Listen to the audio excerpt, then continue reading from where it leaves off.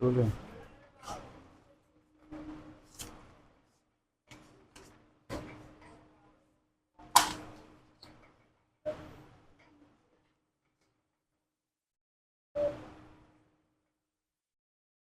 All students, stop your handwriting, look forward.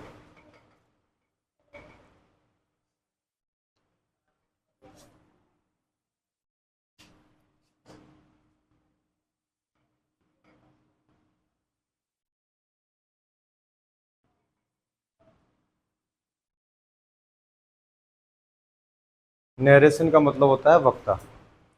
जो भी अब से पहले हमने पढ़ाया है उसको दोबारा से हम समझाने का प्रयास करते हैं, रिवाइज करने का प्रयास करते हैं। ठीक है, ये इसलिए हम बार बार रिवाइज करने का प्रयास करते हैं जिससे कि न्यू स्टूडेंट्स है उनको भी थोड़ा सा समझ में आ जाए।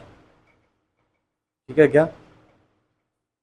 तो नरेशन का मतलब वक्ता। नरेशन को दो भागों में बांटा गया है, डायरेक्ट और इनडायरेक्ट। डायरेक्ट को बोलते हैं प्रत्यक्ष वक्ता, इनडायरेक्ट को अप्रत्यक्ष वक्ता। डायरेक्ट नरेशन वक्ता के कई शब्दों को जू कहते हुए व्यक्त करना डायरेक्ट नरेशन कहलाता है।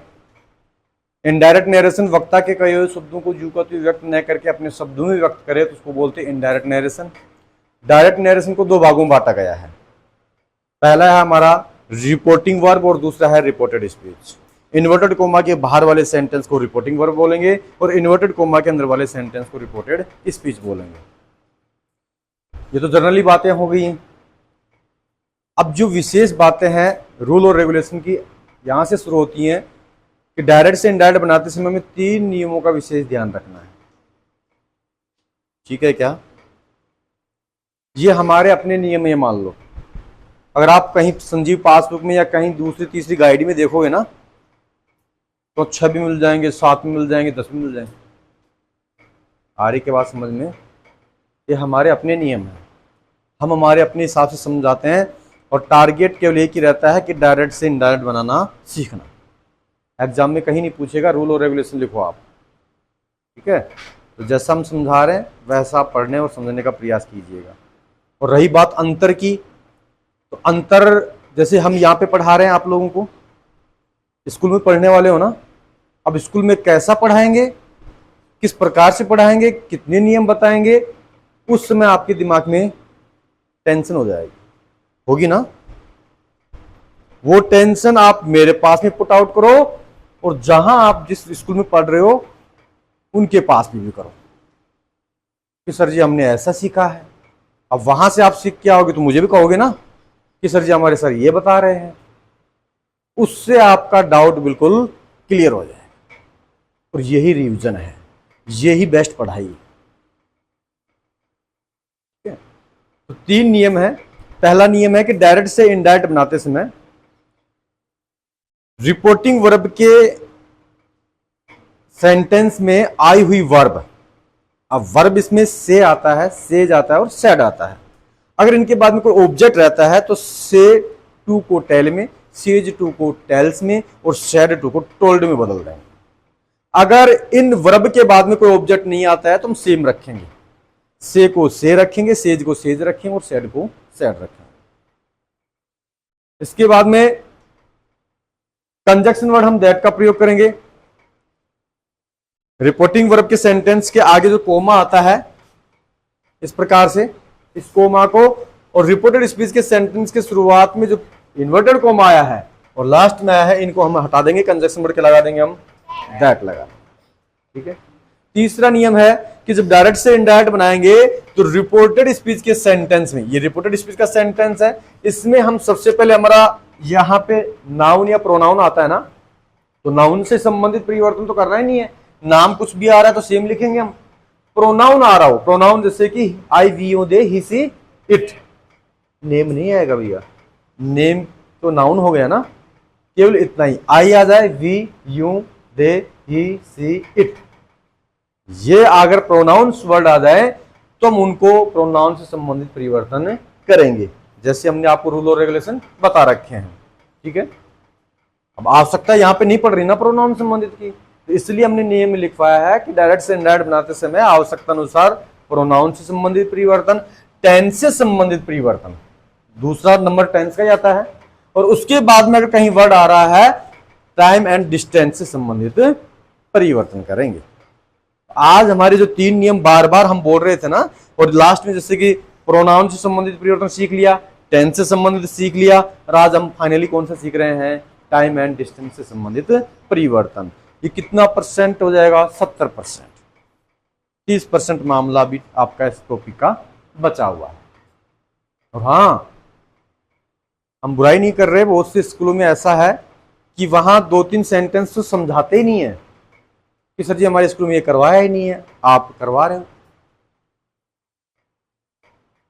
अब हमें तो नहीं पता वो करवा रहे हैं कि नहीं करवा रहे हैं, हो सकता है हमसे बेस्ट पढ़ा रहे होंगे, लेकिन हमने जो सीखा है, हम जो पढ़ाते हैं वो हमेशा पढ़ाते हैं, कोई भी चीज छोड़ने का प्रयास नहीं करते 1 भी %।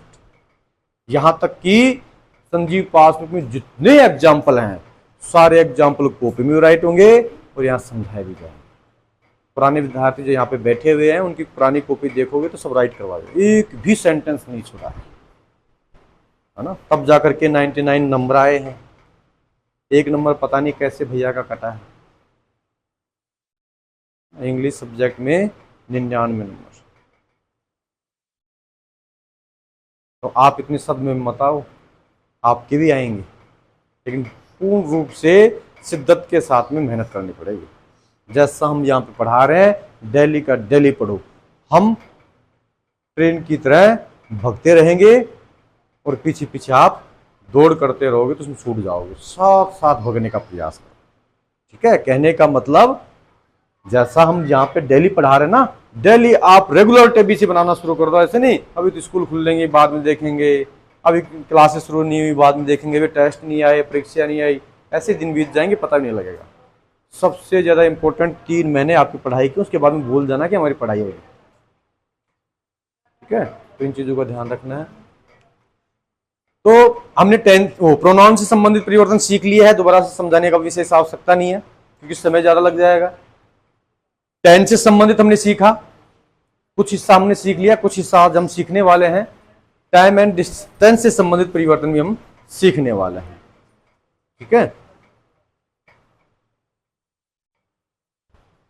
ध्यान से समझो, हमने आपको कल बताया था कि टेंस से संबंधित परिवर्तन आपको करना होगा तो 2 नियम विशेष आपको ध्यान रखने होंगे।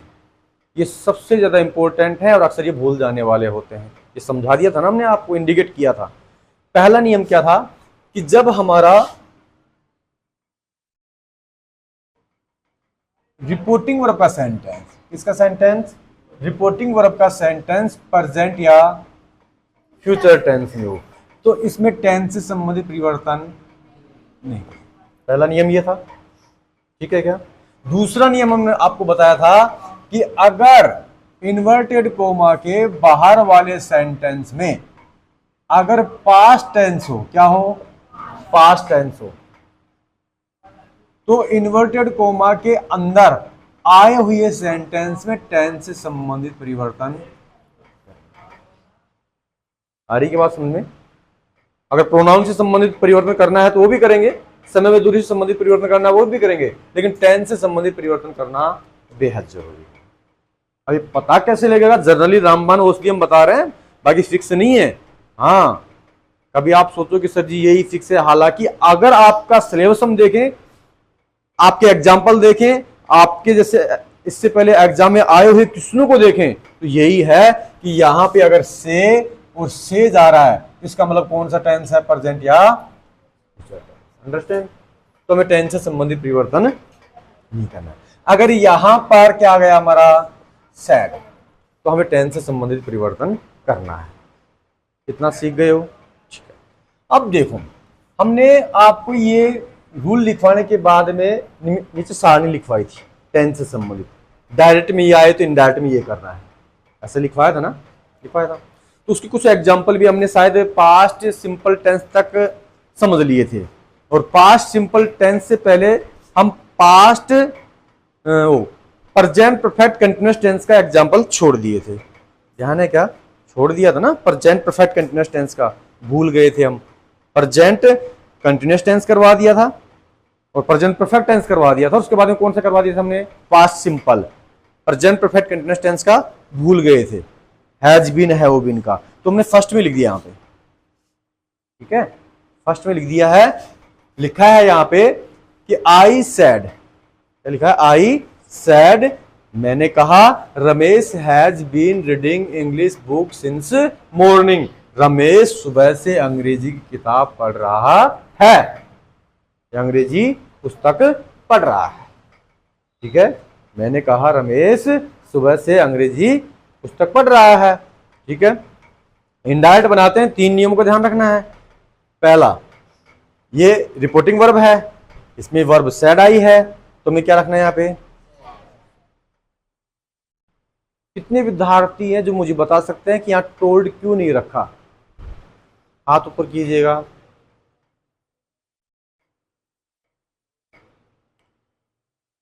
बस, आपके क्या नाम भैया, शाबाश, खड़े हो, देखा, खड़े हो, वेरी गुड।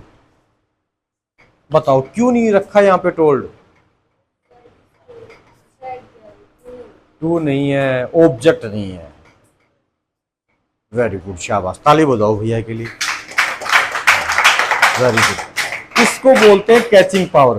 कहीं देख रहे जी, पता ना क्या ही हो रही, तो भाई समझ में, कहीं आओ, रेगुलर क्लास लो, टाइम से आओ, हमारी आदत है। अगर 7 बजे को क्लास में प्रवेश नहीं किया ना, तुम दीवारों को पढ़ाना शुरू कर देते हैं। पुराने विद्यार्थी जानते हैं ना, रोज सर जितने लिखवा बोला है, कॉपी खोलो, समझ रहे हो, टाइम के बड़े पंक्चुअल हैं, 7 तो 7 ही हैं, 7:01 नहीं हो रही, ये चीज ऑडिट की है ना आपने, 7 बज गए तो क्लास हो जाएगी, चाहे आप आओ या मत आओ, वो आपका निजी विषय है ना। अभी कई बच्चे कहते हैं ना, कॉलेज सबका बगीचा, आओ जाओ, है ना, स्टिक रूल लगाने वाले हैं भैया विकास, समझ रहे हो, हाँ, समय से चलो, ऐसा मत समझो कि हम कुछ बोल नहीं रहे तो ऐसे आना है, ऐसे जाना है, क्योंकि हमें आपको समझने में कुछ वक्त लगेगा, आपको भी हमें समझने में कुछ वक्त लगेगा, इसलिए आप हमें समझोगे तो शायद फिर हम आपको कुछ बातें बोले तो आपको समझ में आ जाए, है ना। और पहले दिन कह दिया भाई के ढंग से कहीं लेट आए हैं, तो दूसरे दिन कह देंगे सर जी बाहर मिल जाओ।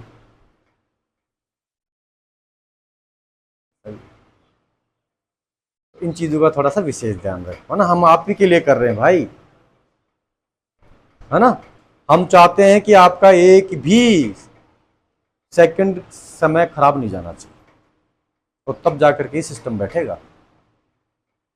रेगुलर क्लास होनी चाहिए, रेगुलर आना चाहिए, और ये बात मैं पूर्व में बोलता हूं कि जिस भाई कोई भी कितना भी कमजोर क्यों ना हो, और अभिभावक मेरे पास में आते हैं उनको भी यही कहता हूं, सब हमारा बच्चन कुछ भी को ना हो, किताब पढ़ने में नहीं आओ, कोई दिक्कत नहीं, मैं गारंटी लेता हूं। एक काम है बस, एक प्रोविस है, आंधी वर्षा तूफान कुछ भी हो, धूप हो, बच्चे को रेगुलर आना है। क्या आना है, रेगुलर। मैं भी आता हूं, हमारी बात समझ में, घर में कोई विशेष काम हो गया तो भी किसी के ऊपर थोप के आऊंगा, लेकिन मैं आपके सामने उपस्थित होऊंगा। मेरी देख लेना, कोई 1-2 शेयर मिलेंगी नहीं, परमानेंटली आता हूं। और बहुत से भैया बहन तो बोलते हैं कि सर जी आज तो त्योहार से, आज तो छुट्टी हो जानी चाहिए, कोई त्योहार नहीं, संडे ऑफ, बाकी कोई त्योहार नहीं। उसकी मैं गारंटी के साथ कह सकता हूं कि परसेंटेज बेस्ट बनेगी, और बनती भी है। अब यह सिंह शेखावत आता था, एक भी दिन एब्सेंट हुआ इसका, कभी नहीं हुआ। शायद मुझे लगता है इसको जो ज्यादा उपस्थिति के रूप में इनाम भी मिली होगी उस भैया को। किसको मिली थी, उसी को मिली थी क्या, किसको मिली थी? एनुअल फंक्शन हम सेलिब्रेट किए थे, तो उसमें ये संस्था की रूल है हमारे कि जो पूरी साल भर में ज्यादा उपस्थिति जिसकी रहती है उसको संस्था की तरफ से सम्मानित किया जाता है, पुरस्कृत किया जाता है। रेगुलर आता है उसको, अनुशासित रहता है उसको, साफ सफाई से रहता है उसको, और जो साप्ताहिक टेस्ट में हर बार मार्क्स बढ़िया लेता है उसको सम्मानित किया जाता है। बढ़िया इनाम के साथ। ठीक है, तो ऐसा कुछ रिकॉर्ड बनाओ आप भी, कभी अवसर मिले। हैं, देखो इधर, यहां पर हैज बीन आया है। क्या आया है? Has been. अब आपकी जो सारणी है उसमें हमने लिखवाया था कि डायरेक्ट में अगर हैज बीन और हैव बीन आ रहा है तो इनडायरेक्ट हम बनाएंगे तो उसको बदल देंगे उसको।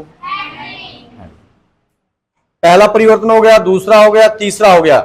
भाई यहां पे प्रोनाउन से संबंधित परिवर्तन करना ही नहीं है, नाउन है ना, तो टेंस से संबंधित हो गया। समय व दूरी से संबंधित परिवर्तन के लिए यहां पे अगर डायरेक्ट में ये शब्द आ रहे हैं ना तो इनडायरेक्ट में ये बनाना है। अब ये शब्द में से कोई शब्द आया है क्या? इसमें नहीं आया ना, तो समय व दूरी से संबंधित परिवर्तन नहीं करना है, प्रोनाउन संबंधित परिवर्तन नहीं करना है। किससे संबंधित परिवर्तन करना है? ठीक है क्या? टेंस से संबंधित। और ये भी परिवर्तन क्यों किया है? क्योंकि यहाँ पे सैड आया है। अगर यहाँ पे ओनली फॉर से होता कोई परिवर्तन नहीं होता, केवल कंजक्शन वर्ड क्या लगता है यहाँ पे? ठीक है क्या? आगे बात समझ में। Next, Ram said to Mohan she was singing a song. Ram Mohan को कहा है, क्या कहा है? या राम मोहन को कहा किसी वाज सिंगिंग ए सॉन्ग, यानी वह एक गाना गा रही थी। कहने का मतलब पास्ट सिंपल हमने पढ़ लिया था, अब कौन सा पढ़ रहे हैं? Past continuous. ये हेल्पिंग वर्ब किसकी है? पास्ट कंटिन्यूअस की। डायरेक्ट में हमने पास्ट कंटिन्यूअस लिख पाया, जब उसका इनडायरेक्ट बनाएंगे तो उसको हम पास्ट परफेक्ट कंटिन्यूअस टेंस में बदल देंगे। और पास्ट परफेक्ट कंटिन्यूअस टेंस की हेल्पिंग वर्ब क्या होती है? क्या होती है? हैड। और पास्ट सिंपल को हमने किस में बदला था? पास्ट परफेक्ट में, यानी हैड प्लस वर्ब की थर्ड फॉर्म में हमने लिखा था ना, हैड रिटन कल। ठीक है, इतना समझ में आ गया। नेक्स्ट, हाँ बहन,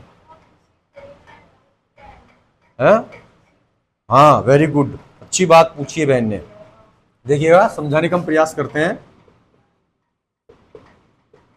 और देखो, हमें कल भी हम इस बहन को फिर सभी को समझाते हैं, भैया बहनों आपसे विनम्र प्रार्थना है कि अगर थोड़ा बहुत भी कहीं डाउट या शंका लगता है ना, और शंका डाउट किसको लगेगा?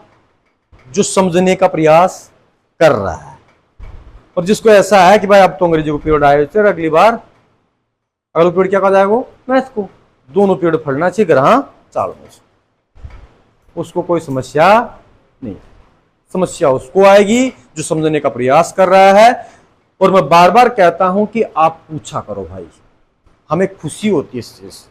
आपके एक पर्सन से सब बच्चों का उद्धार होता है, ये सबसे बड़ी सेवा है।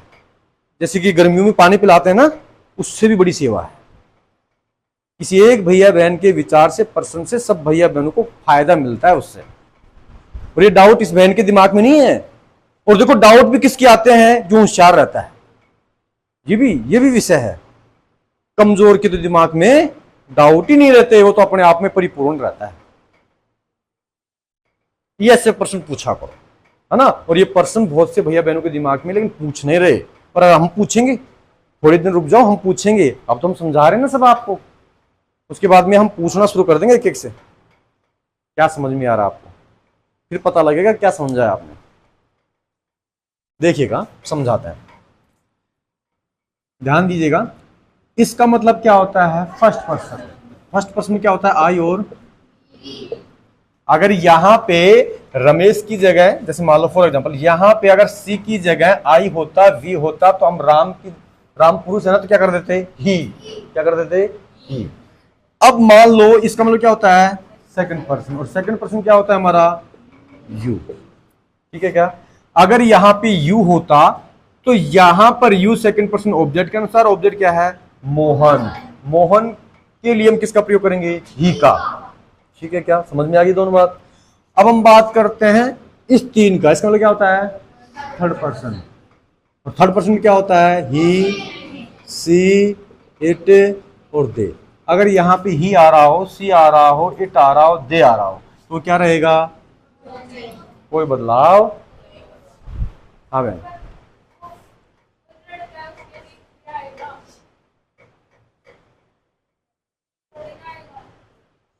बहन समझने का प्रयास करो आप।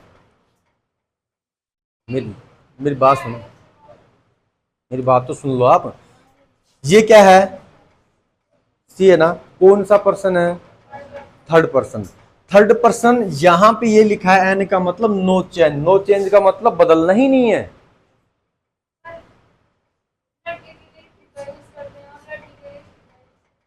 हाँ अब सुनो, यहां पे अगर यहां पे आई होता, सुनना, यहां पे क्या होता, आई होता और क्या होता, वी होता। ठीक है क्या, ठीक है ना। अब ये आई हमारा क्या है, फर्स्ट पर्सन, वी भी हमारा क्या है, फर्स्ट पर्सन।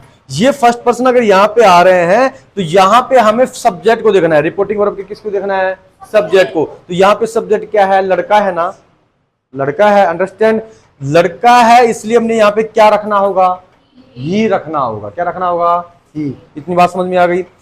अगर यहां पे मान लो यू होता तो हम यू को किसके अनुसार बदलते, ऑब्जेक्ट के अनुसार। ऑब्जेक्ट क्या है, मोहन, लड़का है, तो भी हम क्या लिखते हैं, यहां पे ही लिखते।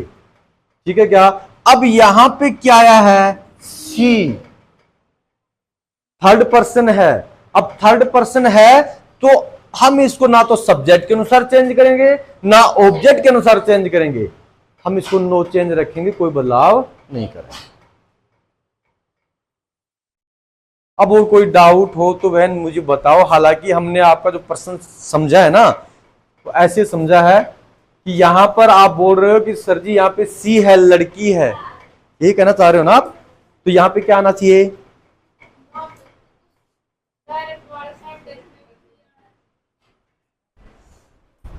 अच्छा ये कह रहे हो क्या आप, वेरी गुड। अच्छा डायरेक्ट की बात बता रहे हो आप, वेरी गुड, ये बहुत अच्छी बात बोली है बहन, सही है, बिल्कुल दी बेस्ट है, सही कहा है इसने। देखिएगा, राम ने मोहन को कहा, यही बात है ना, वह क्या कर रही है, गाना गा रही थी, वह गाना गा रही थी। ठीक है, इस बहन को डायरेक्ट में ही समस्या है ना अंकुश, खड़े हो भाई, खड़े हो जाओ शाबाश, यू आर स्टैंड अप। अरे भैया खड़े हो जाओ, खड़े होने के लिए गुरु का आदेश सर्वमान्य नहीं होता है क्या, होता है ना। हाँ, गुरु ने कहा शिष्य को कि लोटा लेके जाओ घड़ा और पानी भर के लेके आओ, पानी भर के लेके आए, पानी वहां तक लेके आए, खाली हो जाए घड़ा। उसने कहा कि भाई हमने आदेश दिया है, आप शिष्य हो हमारे, हम गुरु हैं आपके, जैसा आदेश बोलते हैं वैसा पालन करो। उसके चारों तरफ छेद थे, दबा के भी लाए उसके पास में, गुरु के पास में, फिर से खाली हो जाए, पूरा भरा ही ना रहे। 10 15 20 25 बार आए जाए आए जाए, लास्ट में क्या हो गया, बेहोश, बेहोश हो गया। होश में आया 10 15 20 मिनट के बाद में, है ना, ठंडे पानी के थोड़ी छींटे दिए, फिर बोला कि भाई समस्या क्या है, क्यों नहीं भर के ला रहा है घड़े को। उसने कहा कि गुरुदेव ये घड़ा कभी भी मैं भरा हुआ आपके पास नहीं ला सकता, ये घड़ा तब तक ही भरा रहता है जब तक मैं इसको नदी में डुबे रखता हूं, जैसे बाहर निकलता हूं तो छेदों में से क्या हो जाता, पानी। आ रही बात समझ में, आप वो नदी रूपे घड़े की तरह ही हो। अगर ये नदी में हम पढ़ा रहे हैं क्लास में ही आप पूर्ण तरीके से डूबे रहोगे तो निश्चित रूप से जो हम बता रहे हैं सब आपको समझ में आएगा, भरे हुए कहलाओगे। ठीक है, अगर आप आउट ऑफ रेंज हो गए, है ना, एक वहां दिमाग जा रहा है वहां दिमाग जा रहा है, तो हम जो बोल रहे हैं वो समझ में आएगा पूर्ण तरीके से, नहीं आएगा ना। हाँ, लेकिन अंकुश तो होशियार है, ब्रिलियंट है, शायद हो सकता है कि 100 में से अब हम क्या बोलें 101% भी बन सकती है इसकी, है, रीचेकिंग भी करवाएगा 101% बनने के बाद में, खड़े रहो भैया, है ना। आ रही बात समझ में, देखो इधर समझा रहे हैं, दोबारा समझा रहे हैं, आ गया। हाँ कोई दिक्कत नहीं है, डाउट होता है तो पूछिएगा। देखिएगा, राम ने किसको कहा, किसके बारे में कहा, वह है, वो लड़की इनके पास में नहीं है, जो गाना गा रही थी ना, वो पास में तीसरे आदमी की बात हो रही है, थर्ड पर्सन की बात हो रही है। अब यहां पे अगर हम ही कर देते या फिर शी कर देते या इट कर देते तो तीसरे आदमी की चर्चाएं होती, ठीक है। अगर यहां पे सुनना प्रयास करना, यहां पे आई और वी होता, जैसे कि राम ने मोहन को कहा, राम ने किसको कहा, नमस्ते बहन, मोहन को कहा, क्या कहा, मैं गाना गा रहा था। मैं कौन, राम ने मोहन को कहा मैं गाना गा रहा था। मैं कौन, राम। किसके अनुसार बदलेंगे हम आई को, आ रही क्या बात समझ में, आई बात समझ में। राम ने मोहन को कहा तुम गाना गा रहे थे, तुम कौन, इसलिए हम सेकंड पर्सन किसके अनुसार बदलते हैं, आ रही बात समझ में, अंडरस्टैंड ना। इसीलिए बोलते हैं कि फर्स्ट पर्सन आई और वी को सब्जेक्ट के अनुसार बदलो, क्योंकि मामला ही सब्जेक्ट का है, मामला ही किसका है, सब्जेक्ट का। ये क्या है, नाउन है ना, ये क्या है, नाउन, और इधर जो आ रहा है क्या है, प्रोनाउन। समझना प्रयास करना है, समझने का। प्रोनाउन किसको बोलते हैं, a pronoun is a word that use place of a noun, यानी संज्ञा के स्थान पर काम आने वाले शब्दों को हम क्या बोलते हैं, सर्वनाम बोलते हैं। यहां पे राम है, नाउन है, लेकिन इसके स्थान पर, जैसे राम ने मोहन को कहा I was singing a song, Ram ने मोहन को कहा कि मैं गाना गा रहा था। मैं कौन, राम, इसलिए संज्ञा के स्थान पे, राम के स्थान पे कौन सा शब्द यूज हुआ है, आई। तो आई क्या है, सर्वनाम है, क्योंकि संज्ञा के स्थान पे आया है ना आई, इसलिए आई क्या है, सर्वनाम। अंडरस्टैंड, आई बात समझ में। कई तो यहाँ देख रहे थे, यहाँ अरे आई कि नहीं आई भैया, यही खजब करो, ठीक है। अब इसे एक बहन की वजह से कितना डीपली समझाने का प्रयास किया और समझ में भी आया, आया ना बहन, हाँ सब पूछा करो ऐसे, है ना, बड़ाई ले बाटू पूछ ले, समझ में आ रही हो नहीं आ रही हो, कम से कम मैं तो बोलता हूँ बहुत बहुत धन्यवाद तेरे को, ठीक है। हाँ, Ritu sister state line be alert your position, look forward, ध्यान दीजिएगा, समझ में आ गई इतनी बात। अब हम बात करते हैं तीसरे एग्जाम्पल की। द टीचर सेड, उसके बाद में रीना हैड कुक्ड फूड। यहां पे हम देख रहे हैं हैड कौन सा टेंस हमारा, पास्ट परफेक्ट टेंस। कौन सा टेंस है, पास्ट परफेक्ट टेंस। अब देखते हैं कि टीचर ने कहा कि रीना खाना पका चुकी थी, सॉरी टीचर ने कहा रीना खाना पका चुकी थी, अंडरस्टैंड। तो यहां पे हम देखते हैं कि द टीचर सेड हो गया, कंजक्शन वर्ड में क्या लगा दिया, दैट। रीना नाउन है ना, कोई परिवर्तन नहीं करना है, नाम है तो सेम लिख देंगे। उसके बाद में यहां पे हैड को हैड रखा, क्यों, past perfect tense no change रहता है, कोई बदलाव नहीं होता, ये नियम में मैंने सारणी में लिखवा रखा है, ठीक है क्या। कभी ऐसा नहीं होगा, हाँ कई भैया बहन तो थोड़ी देर बाद में अगर ये नहीं समझाते तो बोल भी देते कि सर जी हाँ तो आपने टेंस से संबंधित परिवर्तन किया है नहीं, यहां पे सेड भी आया है, बोल देते ना। अगर यहां पे से होता और सेज होता तो भी हम यहां पे ओनली फॉर हेड को हेड ही रखते, ठीक है क्या। Next, Ram said we had been playing football since morning. ये पास्ट परफेक्ट कंटिन्यूअस टेंस है। कौन सा टेंस है, पास्ट परफेक्ट कंटिन्यूअस टेंस। मतलब डायरेक्ट से इनडायरेक्ट बनाते हैं तो पास्ट परफेक्ट कंटिन्यूअस टेंस में भी कोई परिवर्तन नहीं होता। तो यहां देखते हैं कि Ram sad conjunction word that का प्रयोग कर दिया, वी हमारा फर्स्ट पर्सन किसके अनुसार, तो राम को हमने क्या कर दिया, ही। उसके बाद में हैड बीन को हैड बीन रखना है, क्योंकि परिवर्तन नहीं करना है, बाकी सेंटेंस सेम राइट करना है, ठीक है क्या। अब सुनिएगा, अब आप कहोगे सर जी ये कब समझा होगा, है ना, कभी भी दिमाग में ये भी आ रही होगी सर जी भूल ही गया दिखी, है ना, लिखवा दिए लेकिन समझा नहीं रहे, समझाएंगे। अब ध्यान दीजिएगा इसका, देखिएगा ये एग्जाम्पल हम थोड़ा सा लास्ट में समझाते हैं, इन एग्जाम्पल की तरफ देखिएगा।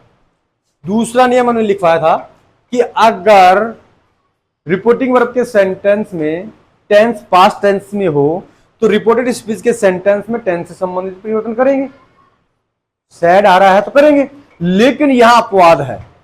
यहां पर अगर रिपोर्टिंग वर्ब के सेंटेंस में पास्ट टेंस भी है तो भी हम टेंस से संबंधित परिवर्तन क्यों, कब नहीं करेंगे? जब कोई सदा सत्य रहने वाली बात कही जाए। सदा सत्य, हमेशा सत्य ही रहे, कभी बदल नहीं सकता। जैसे कि द सन राइजेज, है ना, ईस्ट, यानी जो सूर्य है ना, कौन सी दिशा से उदय होता है? पूर्व, ईस्ट, है ना। वेस्ट का मतलब क्या होता है? नॉर्थ का मतलब उत्तर, साउथ का मतलब दक्षिण। ठीक है क्या? दिशाओं का तो नॉलेज होगा ना आप लोगों को, है? उत्तर किधर है? ऊपर ने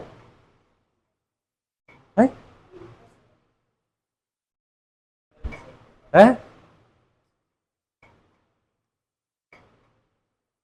देखो समझाने का ये तो विषय है ही नहीं वैसे, है ना, दिशाओं का, लेकिन जनरली हम बता रहे हैं कि जैसे सूर्य उदय इधर से हो रहा है ना, ठीक है, इधर से है, इधर खड़े हो गए तो क्या है? पीछे क्या है? पश्चिम। अब उत्तर और दक्षिण की समस्या हो गई है, तो इस समस्या का सोल्यूशन करने के लिए भैयाओं के लिए तो, बहनों के लिए तो वैसे समझाना पड़ेगा, लेकिन भैयाओं के लिए जो टेलर है ना वो भी समझदार रहते हैं। टी शर्ट पहन लिए वो बात अलग है, लेकिन जैसे शर्ट पहनोगे ना, ये जेब है, ये हमेशा बाएं हाथ की तरफ ही रहेगी, और जिधर बायां हाथ है उधर क्या है हमारा? उत्तर दिशा। क्या है? उधर जिधर जेब नहीं उधर क्या है? समझ में आ गई बात? कभी भी टेलर इधर जेब नहीं लगाएगा, और इधर लगा भी दिया तो फिर इधर भी लगाएगा। देख लेना, आज यही काम करना, आस पड़ोस में कहीं कोई मिले सबकी जेब देखना, और सही बोल रहे थे गुरुजी, बाईं तरफ ही है। ठीक है, ध्यान दो भैया। अंकुश, आनंद आता है ना खड़े रहने में, पढ़ने में? फिर मैं बैठे बैठे पढ़ा लिया है?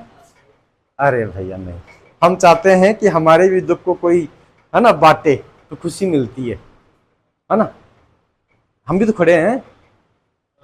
ध्यान दो, जब कोई सदा सत्य रहने वाली बात कही जाए, एग्जाम्पल यहाँ पे मैंने एक ही राइट करवाया है, हालांकि जब रीजन हम करवाएंगे तो एग्जाम्पल ही राइट करवाएंगे, कहने का मतलब सारे एग्जाम्पल समझाएंगे। ठीक है, क्योंकि एग्जाम्पल अब कितने राइट करवा लो पूरा बोर्ड भर जाएगा।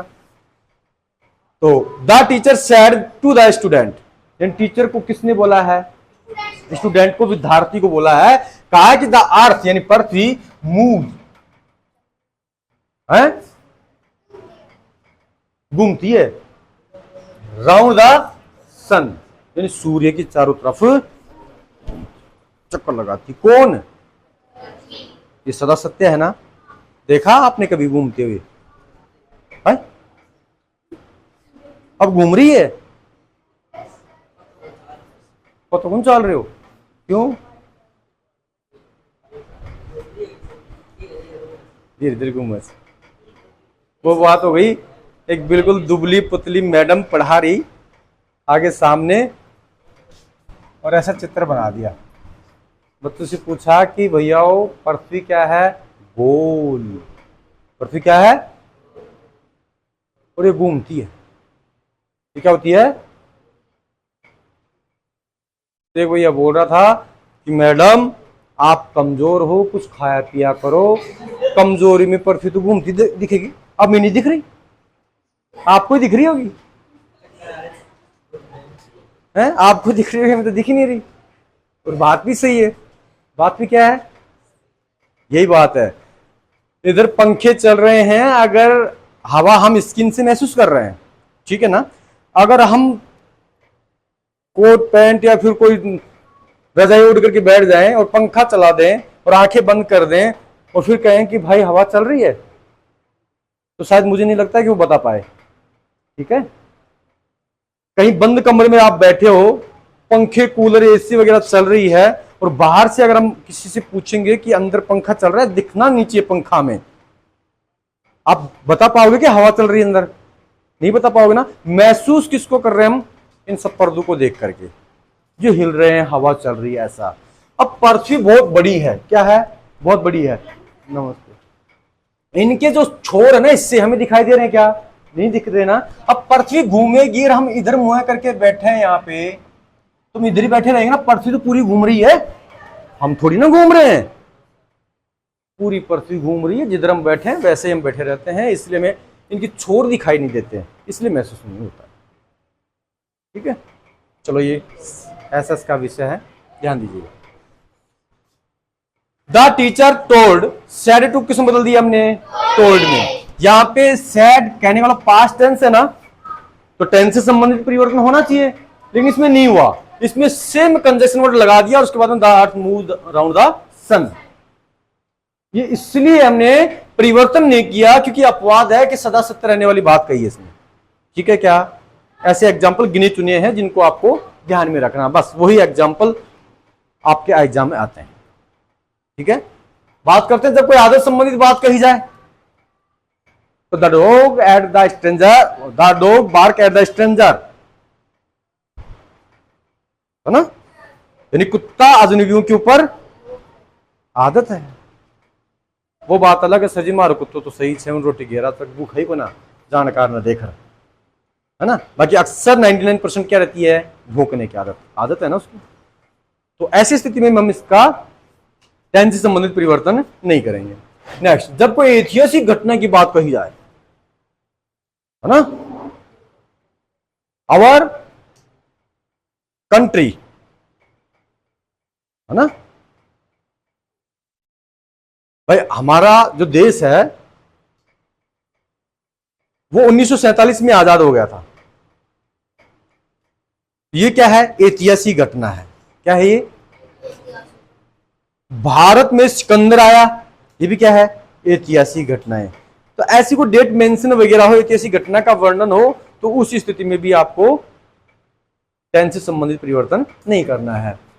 उसके बाद जब कोई कहावत कही जाए, कहावत जानते हो, अंधा पीछे रेवड़ी फिर अपनों को दे, है ना, कहीं का ईंट कहीं का रोड़ा, भानुमति ने कुनबा जोड़ा। ना आपने कहावतें, लोकोक्तियां, मुहावरे हिंदी में है। ऐसी स्थिति में भी आपको टेंस से संबंधित परिवर्तन नहीं करना। ठीक है, अब ध्यान दीजिएगा, ये समझ में आ गया। इसमें कुछ नहीं है, सारणी याद करनी है बस, समझने का समझाने का कोई विशेष है ही नहीं। दिस नाउ आ गया तो किसमें बदल देना में, देन में, दिस आ गया तो दैट में, दीज आ गया तो दोज में, देंस आ गया तो हैंस में, टुडे को दैट डे में, देयर को हेयर में, आगो को बिफोर में, यस्टरडे को द प्रीवियस डे में, या फिर लास्ट डे में। अगर यहाँ पे लास्ट डे आ जाए तो प्रीवियस डे में हो जाएगा, अंडरस्टैंड। अगर यहाँ पे लास्ट डे आ गया तो किसमें बदलना है, प्रीवियस डे में। टुमारो आ गया तो द फॉलोइंग डे में, या फिर नेक्स्ट डे में। अगर यहाँ पे नेक्स्ट डे आ गया तो किसमें बदल देना में, द फॉलोइंग डे में, और जस्ट को देन। ठीक है, क्या यह एग्जाम्पल बताया है कि रेखा सेड टू मोहन, उसके बाद we shall go to Alwar tomorrow. Rekha ने मोहन को कहा कि हम कल अलवर जाएंगे। रेखा ने मोहन को कहा हम कल अलवर जाएंगे। किसने कहा, रेखा ने, किसको, मोहन को। तो यहां पे वी किसके लिए यूज हुआ है, रेखा के लिए, लड़की है इसलिए हमने वी को किस में बदल देना है। और यहां पे सैड टू आया तो क्या लिख देंगे हम, कंजक्शन वर्ड के लगाएंगे दैट। और हमने लिखवाया कि टेंस से संबंधित परिवर्तन सारणी में शैल को शुड में, विल को वुड में, मे को माइट में, शैल को यानी शुड में। उसके बाद में ये लिखवाया ना कुछ एग्जांपल आपको, तो यहाँ पे शैल को किस बदल दिया, शुड में। उसके बाद में गो टू अलवर टुमारो, हमारा समय में दूरी से संबंधित परिवर्तन करना है, टुमारो किस बदल देना है, द फॉलोइंग डे में, या फिर नमस्ते भाई, या फिर फॉलोइंग डे की जगह हम क्या लिख सकते हैं, नेक्स्ट डे भी लिख सकते हैं। यहां तक किसी भैया बहन को प्रॉब्लम से दिक्कत, आपको डिफिकल्टी है क्या, नहीं है क्या, राइट करो।